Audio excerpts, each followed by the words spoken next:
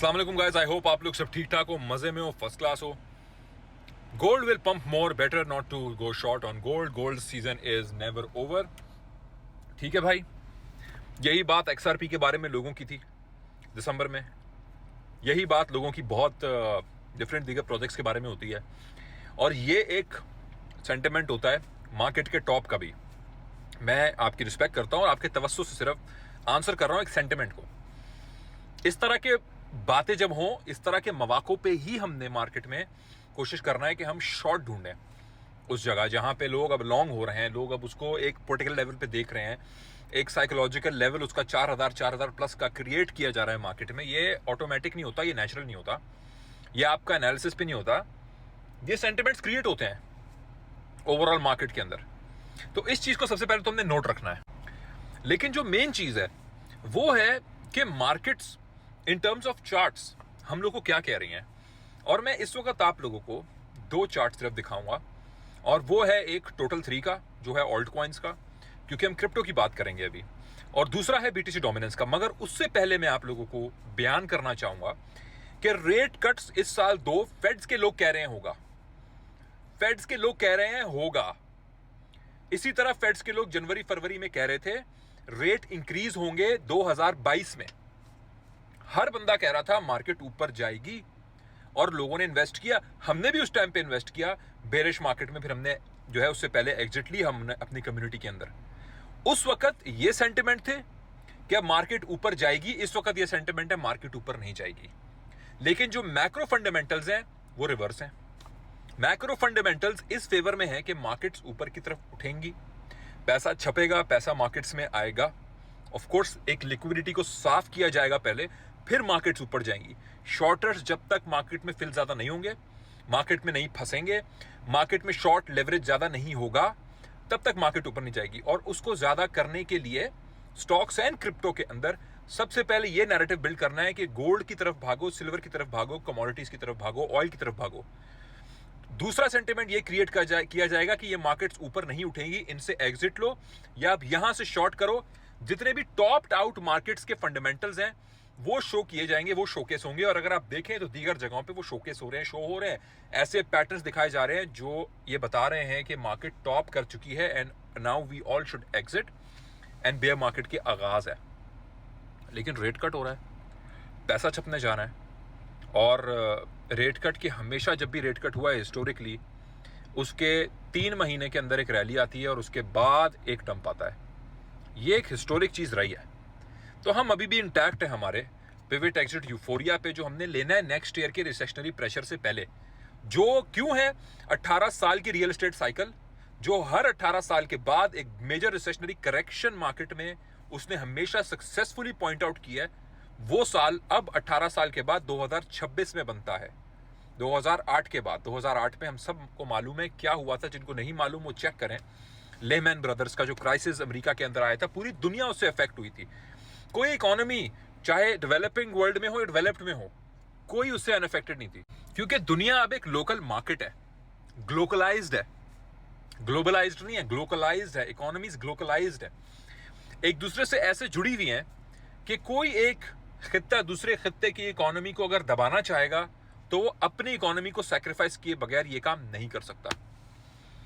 Anyways, let's forget about that, let's just focus on the charts. ये हमारा chart है इस वक्त टोटल 3 का, डेली का। आप देखें कितनी स्ट्रॉन्ग कंसोलिडेशन है, और RSI को भी आप देखें, यहां से अपने हायर लोज बना रही है। सेम गोज हेयर, कितना ऊपर है हम अपनी बेरिश सपोर्ट लाइन से। और ये जो लाइन चलती आ रही है, अभी भी हम इस डायगोनल रेजिस्टेंस जो पिछले टॉप्स की है डेली पे, जो दिसंबर नवंबर, अभी भी हम उससे ऊपर हैं।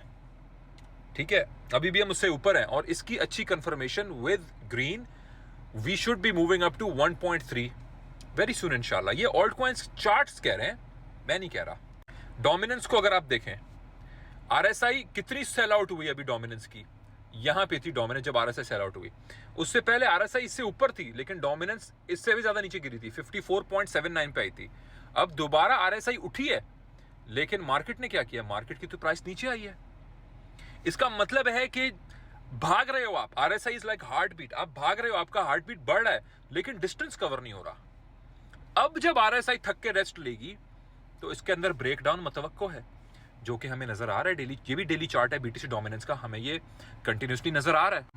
कुछ भी ज़्यादा कॉम्प्लिकेट किए बगैर आपको कुछ बेसिक मैक्रो फंडामेंटल समझा के, ये 2 चार्ट दिखा के, बड़े छोटे अंदाज में आपसे मैं बात कर रहा हूँ। गोल्ड का मैं चार्ट नहीं दिखा रहा, गोल्ड के ऊपर प्रॉपर एनालिसिस करके हम बुल आर्मी के अंदर लेजेंडरी शॉट मारेंगे, उसके ऊपर लेजेंडरी शॉट गोल्ड को करेंगे, which we will hold for months to come, क्योंकि हम जो मनी फ्लो है उसके हिसाब से चल रहे हैं। मनी ने जो एग्जिट जहां से लेना है वहां से हमने शॉर्ट पकड़ना है, और इंशाल्लाह ताला जहां पे एंट्री लेनी है वहां पे हमने लॉन्ग पकड़ने हैं इंशाल्लाह।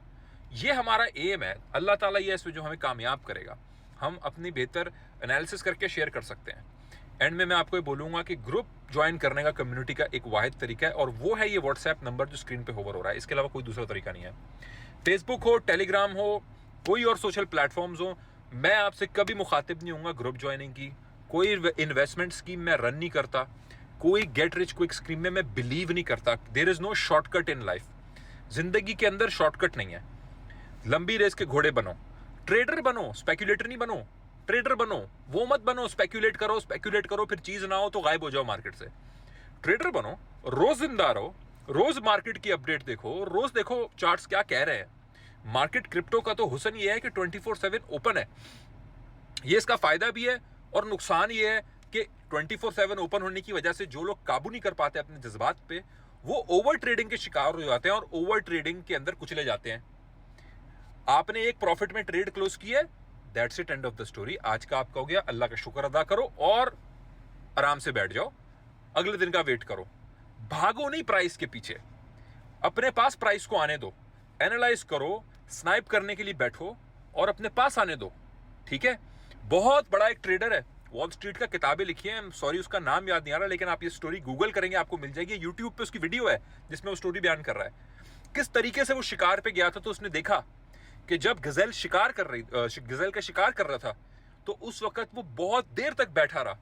जो शिकारी था, जानवर, वो बहुत देर तक बैठा रहा, इंतजार किया। उसने अपने प्राइस, अपनी जगह पे आने का उसका इंतजार किया, जहां पे जाके उसने एग्जीक्यूट किया। और वो कहता है एक अच्छा और लॉन्ग टर्म मार्केट में रहने वाला ट्रेडर भी ऐसा ही होता है। उसकी बात बिल्कुल सही है। मैं भी आप लोगों को साल से यही चीज पे एजुकेट कर रहा हूं, इसी बात की तंबीह कर रहा हूं। तो मेरी गुजारिश है, ओवर ट्रेडिंग से बचें, लालच से बचें, दूसरों पे भरोसा पैसे देके नहीं करें, वेरिफिकेशन लें। और कहीं सोशल मीडिया पे मेरे नाम से मैं आपसे कांटेक्ट करके नहीं बोलूंगा ग्रुप ज्वाइन करो। सिर्फ ये एक नंबर है, सिर्फ इसके ऊपर व्हाट्सएप है, दूसरा कोई जरिया नहीं है। थैंक यू सो मच, जज़ाकल्लाह।